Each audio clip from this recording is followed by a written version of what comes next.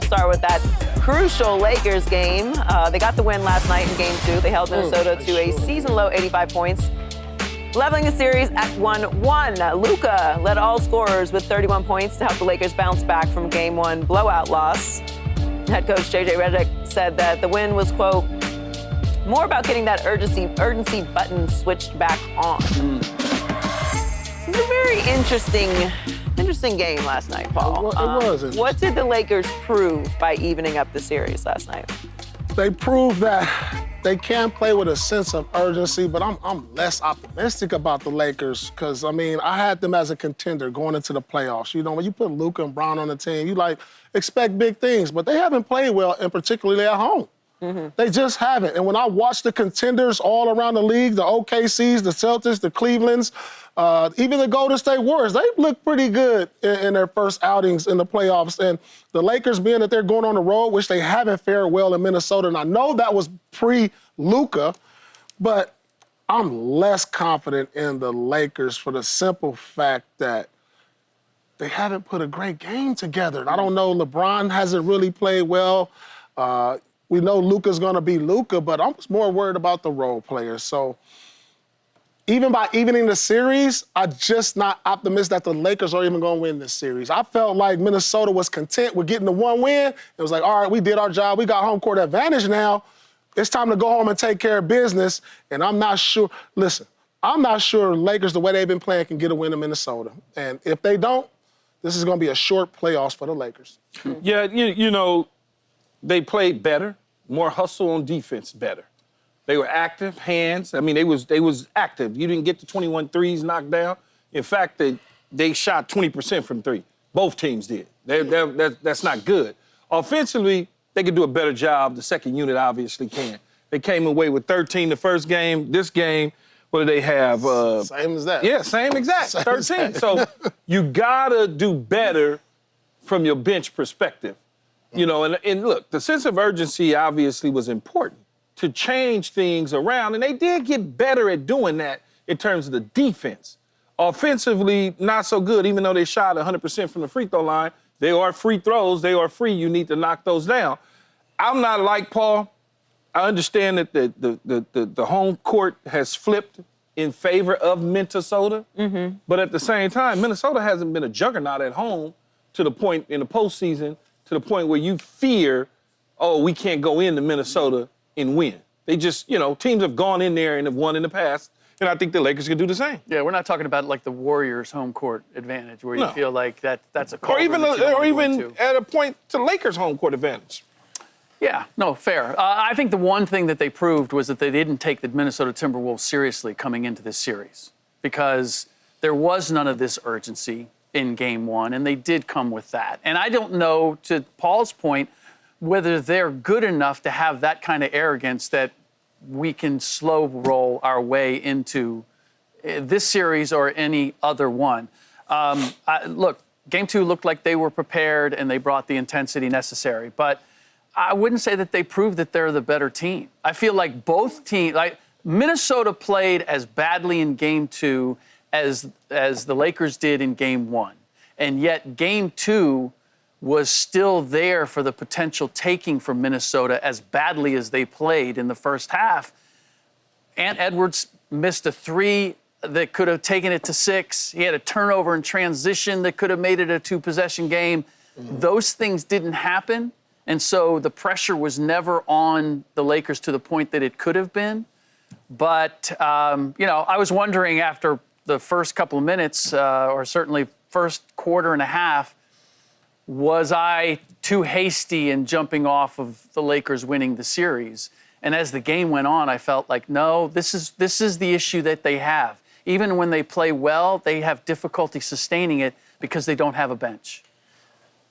I think it proved they can make defensive adjustments and that Minnesota is inconsistent, because that fourth quarter was less than impressive by the Lakers. And if Minnesota had their stuff together, to your point, hit a couple big shots, I don't know that the Lakers get out of that game the way that they were playing in the fourth quarter. And that's a shame, because they were dominating the entire game and playing so convincingly. But you've got to finish it. And then they were able to hold them off enough to keep some breathing room and not let it get too uncomfortable. But I don't know that we learned anything other than, to Paul's point, that maybe they're not the contenders that we thought they were. Certainly not playing like that. I think if they were playing against a more, I don't want to say experienced team, but a more complete team, a more confident team, that game doesn't go that way. You know, it's such a thing as sticking your toe in the water, though.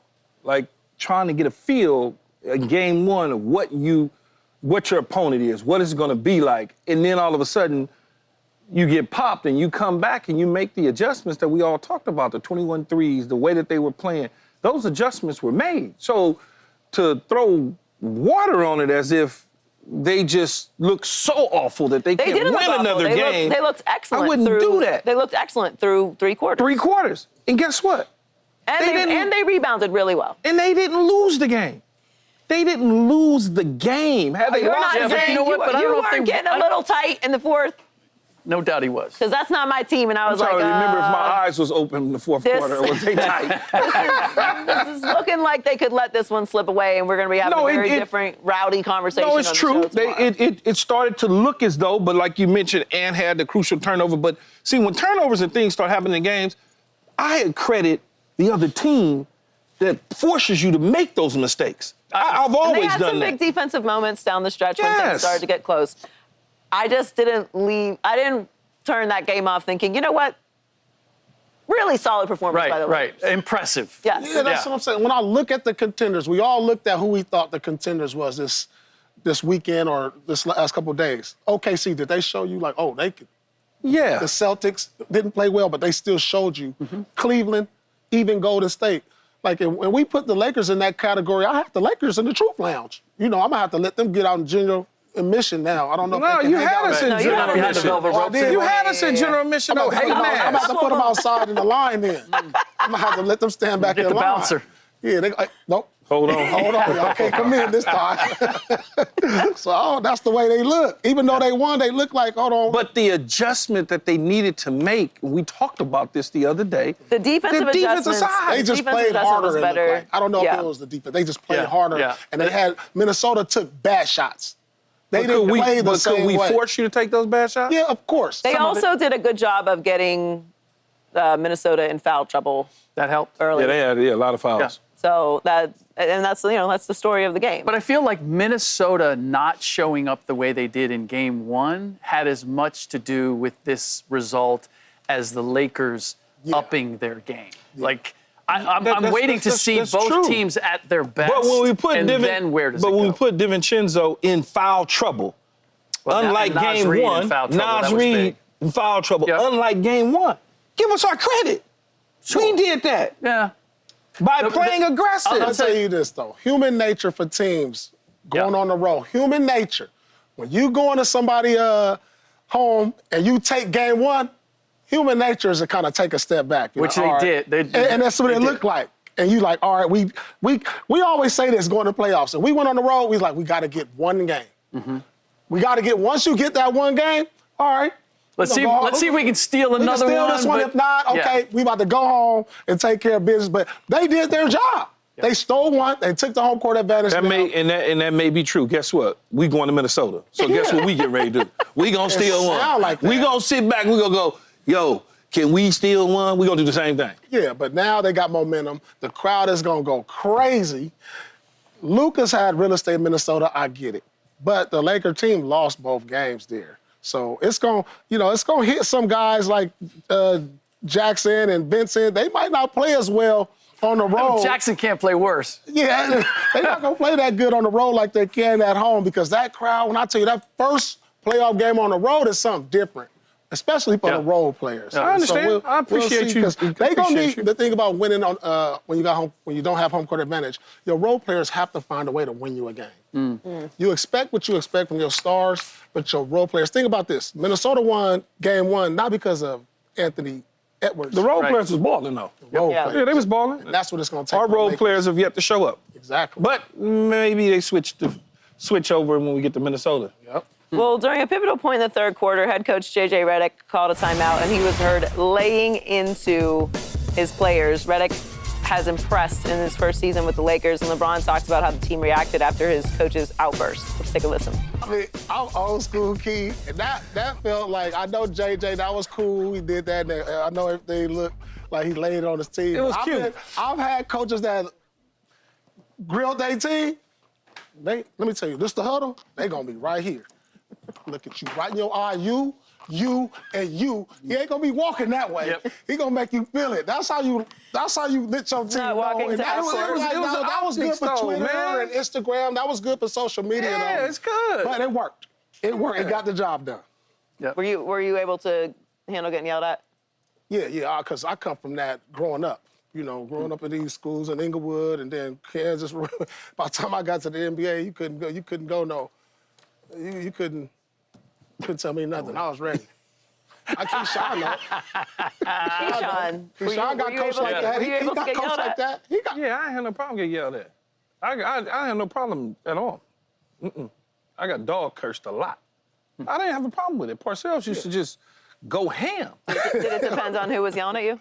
Yeah, because certain people having certain conversations with you is different. That's all I'm saying. Yeah. Like it's different. It's different when Big Tuna would scream. You gotta deal with it.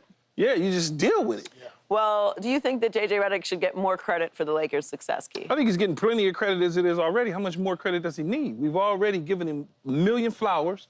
We've already said that it's his coaching that we did not believe would be what it is so far. We didn't think he would have 50 wins. Like, there's no more credit for him to get. Here's what I would say, though.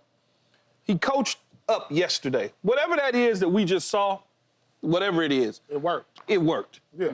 He was coaching yesterday. And you could tell that he was acting like a player more so to me than an actual coach. He was acting like a player that was going to get after his team.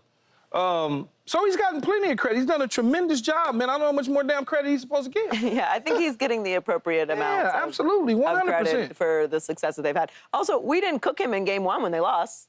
Yeah. Well, but that was energy and effort as much as anything. And they corrected that. I don't think you coach energy and effort. But he corrected that. Yeah. You can't coach energy and effort by by laying into him and telling them, hey, man, look at the film. Look at this. Paul knows he's been there. You know weak side help. You didn't slide out. You didn't see the pick and roll coming. Sure. That's how you coach it up. But game one of a playoff series, you got to tell guys to get geeked up. Like, you shouldn't have to coach them up, like remind them the importance of this game one at home.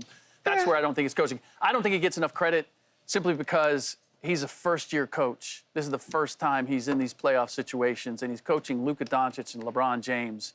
And that's a load for a guy doing this for the first time. And whether it was for the cameras or otherwise, the fact that he let it be known, I'm not okay with the way that we're playing and we're not executing the game plan. And if we do, we'll be all right. His confidence in what they're supposed to be doing, that breeds confidence in what they're supposed to be doing. If you do what we've talked about that we need to do, we're going to be successful. We're going to be okay. And he reminded them of that.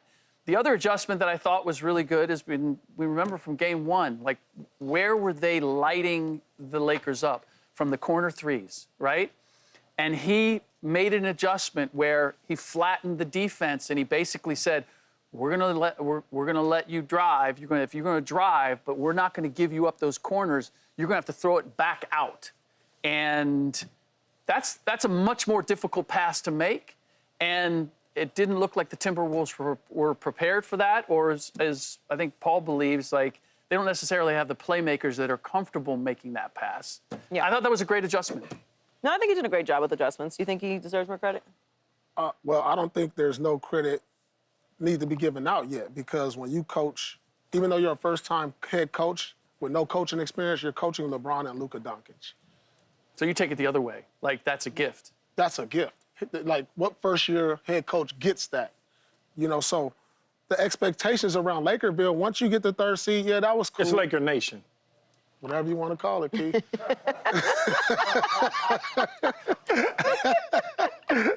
We are part of the Laker Nation. Yeah, but my thing is, if they lose in the first round, then what are we saying? Is it on JJ Redick? Right. Is it on? So We don't have the whole story yet. We don't have the whole story yet, so I can't give out any kind of credit because y'all did get the 3 seeds, so now the expectations have risen. So I can't give out no kind of credit yet. Subscribe here to get the latest from Speak, and go watch a few segments from our other shows on FS1.